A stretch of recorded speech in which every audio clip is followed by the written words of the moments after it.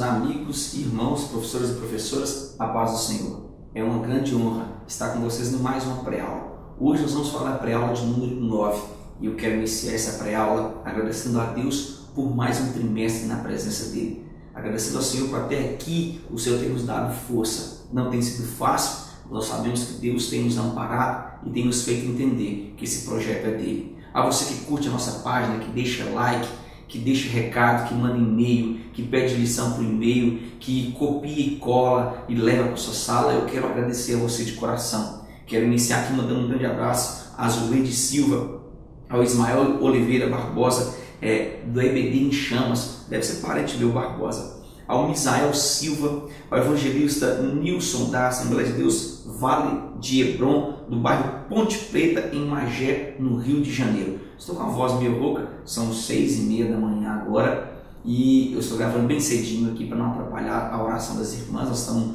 num período de intercessão e também dos obreiros, e também no final de semana do carnaval também veio agregando as palestras, e Deus tem nos dado a graça de estarmos em diversos lugares e foi uma bênção. Eu quero iniciar hoje com essa pré-aula falando que você deve buscar muito nessa pré-aula, porque nós vamos atingir algo que é extremamente espiritual e que engloba toda a igreja. Quando falamos de adoração é algo muito profundo. A lição de hoje ela vai trazer a leitura bíblica em classe, de Hebreus 9, do versículo 1 ao versículo 5, também o 14 a 15 e do 22 ao 28. É importante você ler vagarosamente e entender cada versículo desse para você caminhar com a sua sala. A lição de número 9 fala contrastes na adoração da antiga e nova aliança. Eu quero iniciar essa lição, nós vamos ler toque a toque, entender cada tópico, querido, para você estar a par dos acontecimentos na EBD no Brasil e também fora do Brasil. A introdução diz que ao falar do tabernáculo como local do culto na antiga aliança, o autor sagrado detalha alguns dos seus principais utensílios. Nessa lição de número 9, nós precisamos levar o nosso aluno aqui a um entendimento claro sobre o que é um culto. Há muita coisa se passando por culto que não é culto na nossa atualidade, mas você deve levá-lo, e ele precisa entender, você deve levá-lo ao pensamento do que é um culto. Nós precisamos diferenciar aqui um culto do Antigo Testamento e da nossa era chamada graça, essa era que nós estamos vivendo. O culto em si no Antigo Testamento era um serviço que prestado pelo sacerdote que tinha inúmeros detalhes em seu trabalho.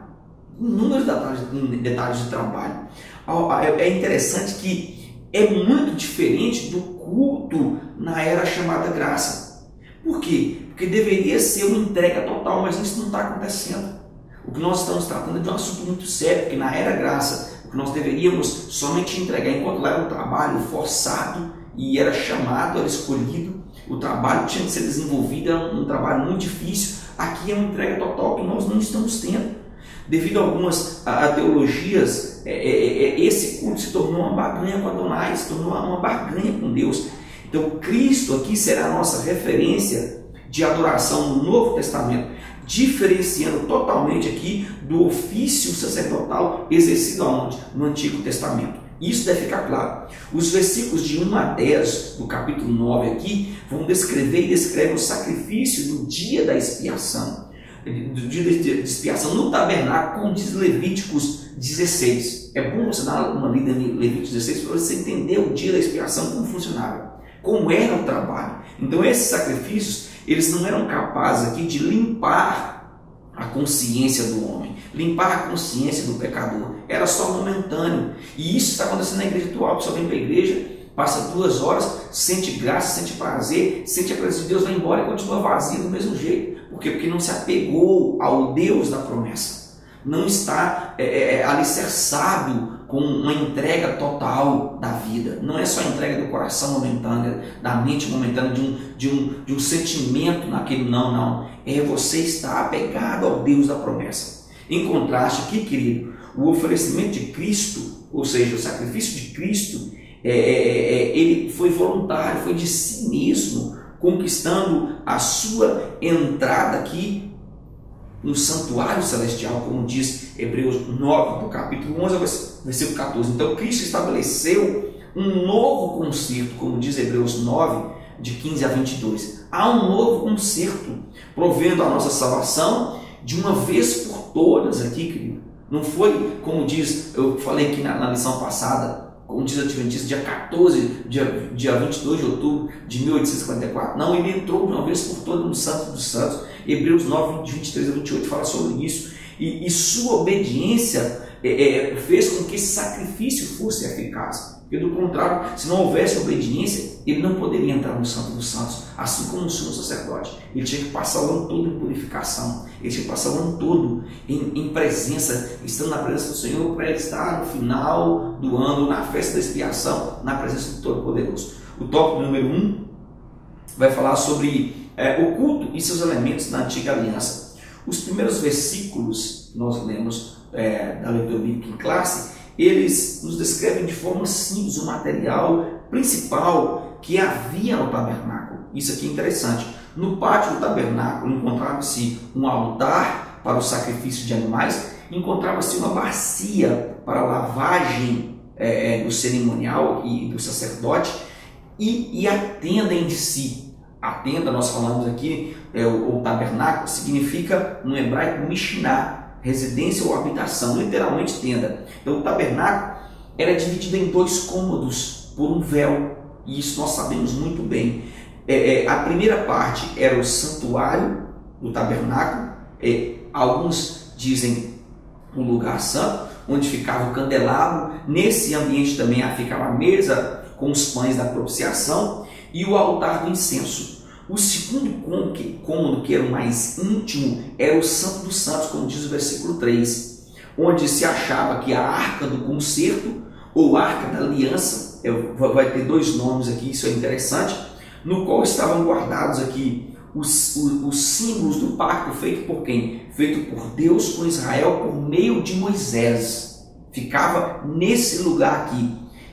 É interessante você falar que vai ter aqui o vaso do maná, que lembrava o povo de Israel da provisão miraculosa de Deus para eles no deserto. Esse vaso era para isso, para lembrar o povo, e também nós também enxergaremos isso quando nós chegarmos a Jerusalém Celestial.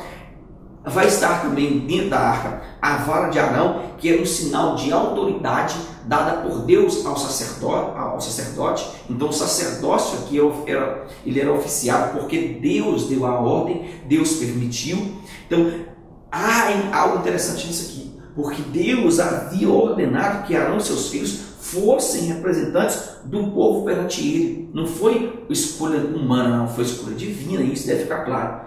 Aqui dentro da arca também vai estar as tábuas, que eram os 10 mandamentos dados a Deus, a nação no Monte Sinai, e isso reflete o quanto Deus estava guiando aquele povo. E sobre a arca aqui ficava o propiciatório, e fica o propiciatório, nós veremos isso, o lugar onde Deus tornava a sua presença conhecida, aonde ele aparecia ao homem, onde ele estava presente ao homem naquele momento. O tópico de número 2 vai falar assim: o culto e seus oficiantes. Eu queria que você prestasse bem atenção nisso aqui, que é algo de extrema importância, porque o tabernáculo era uma alegoria, ou seja, uma ilustração, uma maquete. Não é maquete como eu falei na aula passada, não. O engenheiro me corrigiu. É uma maquete de tudo o que nós estamos vivendo na área graça, de tudo que o povo viveu na época de Jesus. É uma maquete do que nós viveremos no céu, na cidade santa. Por quê? Porque Deus deu a Moisés exatamente o que é, unindo passado, presente e futuro. Isso aqui é interessante, Deus não habita em qualquer lugar. Então, é uma alegoria, uma ilustração das verdades espirituais, deve ficar claro. Para o tempo presente, se refere aqui à época do tabernáculo, ou seja, a do Antigo Testamento. Não podem aperfeiçoar o tabernáculo, não poderia aperfeiçoar o tabernáculo, era o que Deus falou. O conserto feito mediante a Moisés cobra temporariamente aqui e cobria temporariamente aqui, deve ficar claro, os pecados e a culpa, como diz o versículo 7 do capítulo 9. Mas não aqui os pecados premeditados. Não, os pecados premeditados ele não poderiam cobrir. Tampouco o pecado inato de todas as pessoas, como diz o Salmo 51. Então, se ele nasceu no pecado, ele permanecia num corpo de pecado. Em outras palavras, querido, o sistema era falho. O sistema permanecia falho, não reconciliando propriamente aqui o pecador com Deus. Agora é interessante, a simbologia marca toda a história do Antigo Testamento e não poderia ser diferente. Por quê? Porque o Antigo Testamento, essa simbologia, ela apontava para o alvo de seu objetivo. Quando nós falamos aqui dos objetos, nós não podemos esquecer aqui do incensário de ouro, que quando nós paramos para pensar, nós pensamos e na nossa alegoria humana, que nosso pensamento humano, nós achamos que ele estivesse no Santo dos Santos e não estava, quando na verdade ele estava ao lado do véu que separava o santo do lugar santo, ou seja, o santo do Santíssimo. Por causa de sua função, nós pensamos que o incensário era normalmente associado aqui ao Santo dos Santos, como diz Êxodo 30, versículo 6 e 40.6. Por que eu estou falando isso? Porque o incensário é a última fase do sumo sacerdote para entrar no Santo dos Santos. Então, há em nós um último romper. Existe uma última etapa a ser rompida e nós precisamos descobrir aonde está isso. É extremamente espiritual essa área, por isso que eu chamo a atenção nesse tópico, porque há algo que nos separa de Deus e há pecados internos que nos faz estar longe do Criador, não só o pecado da criação, mas pecados em nós que nós precisamos confessar ao Senhor para entrarmos no Santo dos Santos. O tópico de número 2, dando continuidade, vai fazer a eficácia do culto na nova aliança. O fato de que o sumo sacerdote podia entrar no Santo dos Santos apenas uma vez por ano indica o evidente propósito divino de a lei não visar aqui propriamente a levar os crentes à presença de Deus.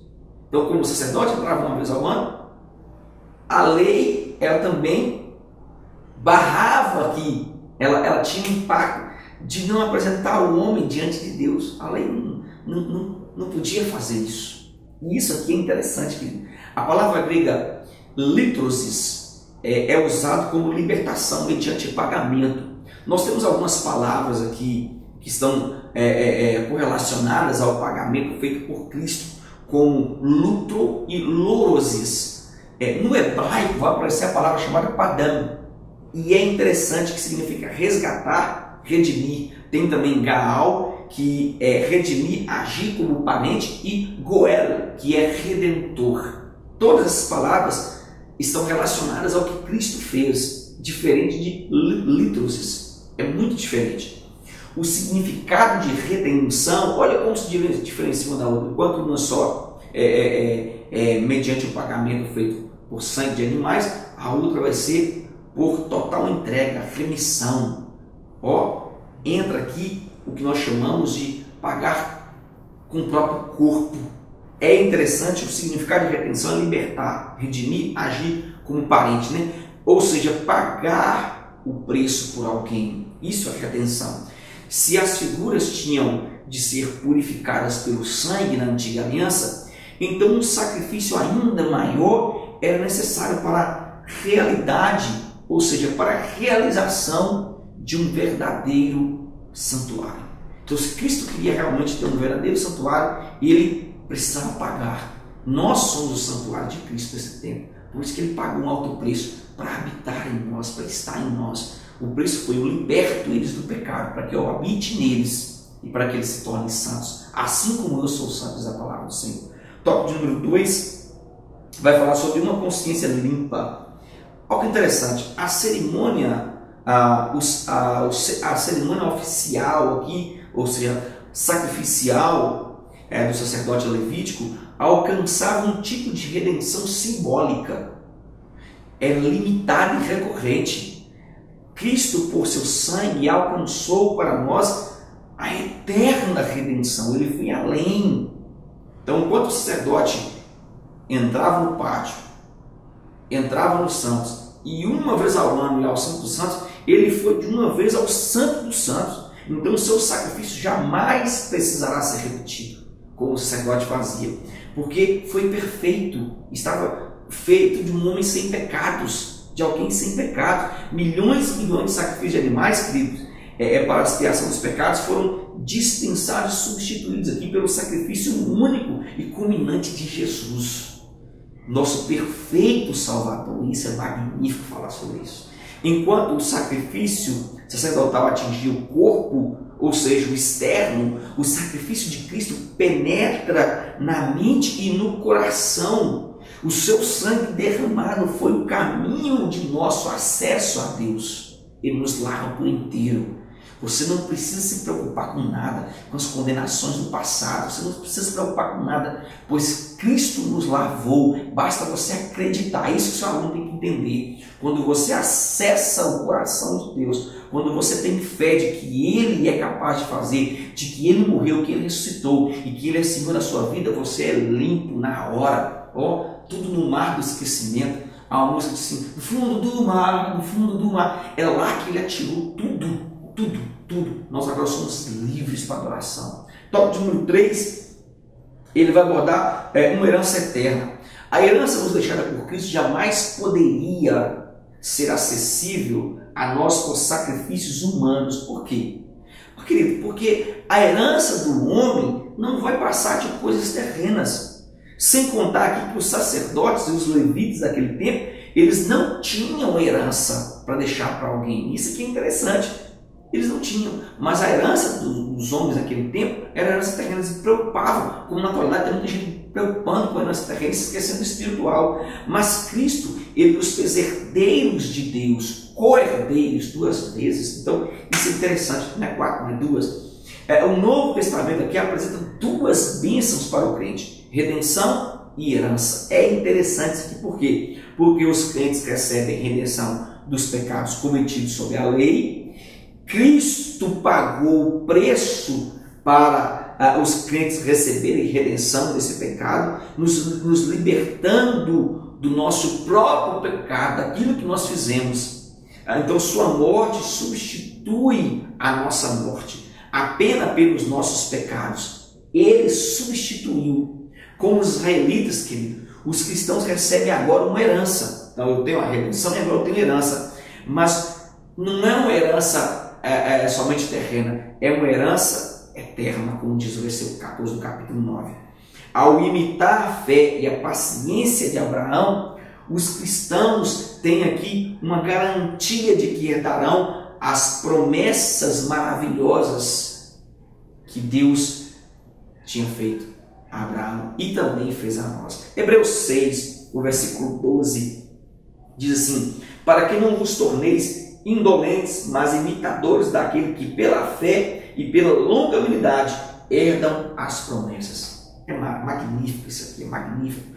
Quando nós cremos, nós herdamos a aliança firmada com Deus através de Abraão, Isaac e Jacó. E vem a chegar à igreja que somos nós.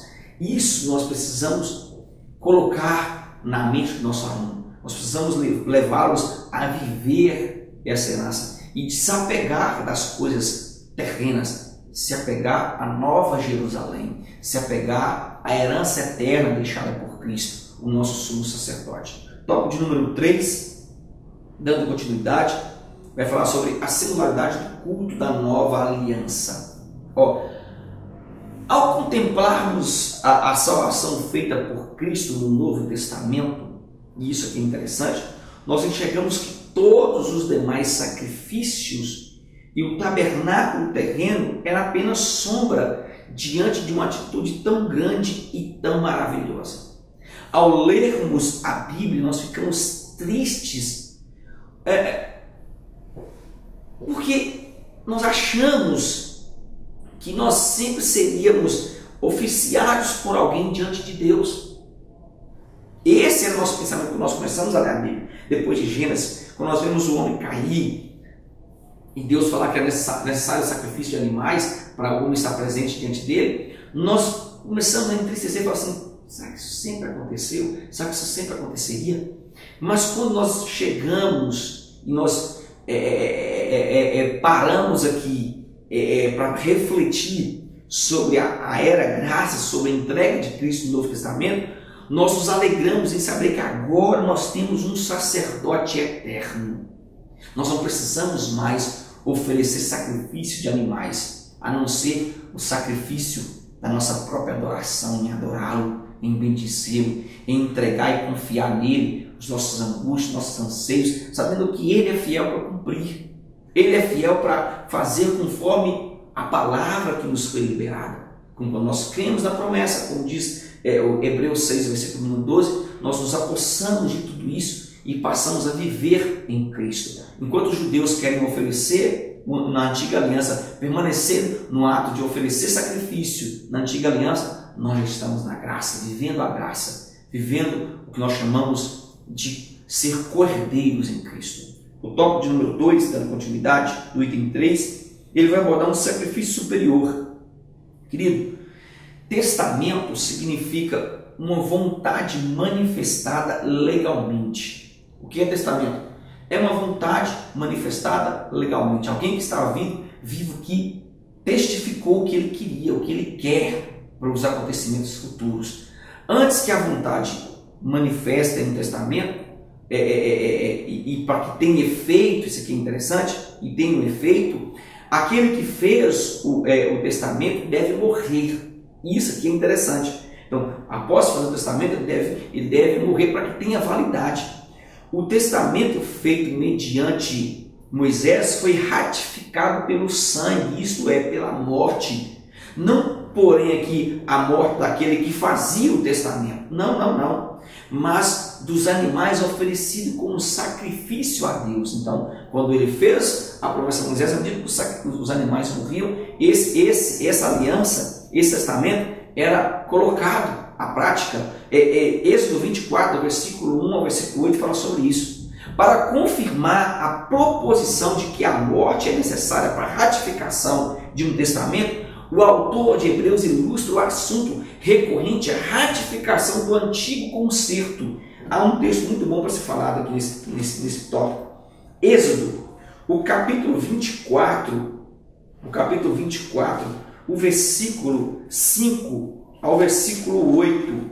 Olha que interessante, diz assim: e enviou alguns jovens dos filhos de Israel, aos quais ofereceram ao Senhor holocausto e sacrifício pacíficos de novilho. Moisés tomou metade do sangue e pôs em bacias, e outra metade aspergiu sobre o altar. E tomou o livro da aliança e os leu ao povo, e eles disseram: tudo o que falou o Senhor, faremos e obedeceremos. Então, versículo 8: então tomou Moisés aquele sangue e o aspergiu sobre o povo, e disse: eis aqui o sangue da aliança que o Senhor fez convosco a respeito de todas essas palavras. Então, depois disso tudo, Deus manda trazer a oferta para o tabernáculo. Ou seja, era um princípio. Moisés começa com sangue, depois Deus vem habitar entre o povo, e o povo tinha que fazer isso todos os dias. Errou, tinha que fazer isso todos os dias. Agora não. Ele entrou uma vez por todas no Santo dos Santos e nos assiste como advogado. E isso é de extrema importância ser falado na sala de aula. Já o tópico de número 3 fala uma promessa gloriosa. A certeza que temos de vê-lo novamente, isso é certeza, nos tira algo maravilhoso, que é saber que Ele estará em um corpo sem pecado. Isso nos tira. Nós ficamos tão eufóricos em estar na presença do Senhor, em abraçá-lo, em beijá-lo, em pegar na face, em pegar nas mãos, ver os furos das mãos, que isso nos tira o maravilhoso saber de que Ele estará num corpo glorificado e sem pecado. Assim como também nós, assim como os servos naquele tempo estará diante do Senhor. O sacrifício de Cristo foi melhor do que os sacrifícios feitos sob o antigo concerto, porque Ele não ofereceu um sacrifício de animais periódico. ou seja, um sacrifício anual, mas ofereceu um sacrifício de si mesmo, de uma só vez. Isso aqui é interessante demais, querido. Na consumação dos séculos, isso vigora, será eterno, nunca irá acabar. A vinda de Cristo marca aqui o clímax da época do Antigo Testamento. É interessante como as pessoas morrem uma só vez, Cristo morreu uma só vez, não como os respectivos sacrifícios aqui do sistema levítico. Todavia, querido, diferente das demais pessoas, Cristo não morreu e enfrentou o juízo. Ele morreu uma vez para então vir a aparecer uma segunda vez para a salvação. Hebreus 1, versículo 14 fala sobre isso. Ele ressuscitou, ele veio, ele foi o único que venceu a morte. Aqueles que o esperam, não só propriamente todos aqueles que se dizem crentes, mas somente os que se mantêm firmes até o fim podem dizer Maranata, porque sabe que ele venceu a morte. E isso marca a nossa história de cristão. Isso marca o nosso caráter de cristão nesse tempo. Isso marca o nosso dever como cristão nesse tempo. Saber que ele venceu a morte, saber que ele voltará para buscar a igreja, que ele não foi como um animal que foi degolado e permaneceu morto, somente o sangue serviu, não. Ele ofereceu-se como sacrifício, mas ressuscitou para cobrar aqui as vidas que a ele foram confiadas. Eu me despeço de você, espero que essa aula seja bênção na sua vida e até a aula de número 10, que Deus possa nos dar sabedoria para conduzirmos essas pré-aulas, que nós possamos ser instrumento de Deus para a nossa sala, para esse último tempo, porque nós sabemos que é chegado os últimos dias da igreja na terra, e nós somos esse povo fiel, um povo adornado, a noiva adornada, queremos morar com o Senhor na Nova Jerusalém. Shalom, um grande beijo no seu coração e que Deus te abençoe e te guarde.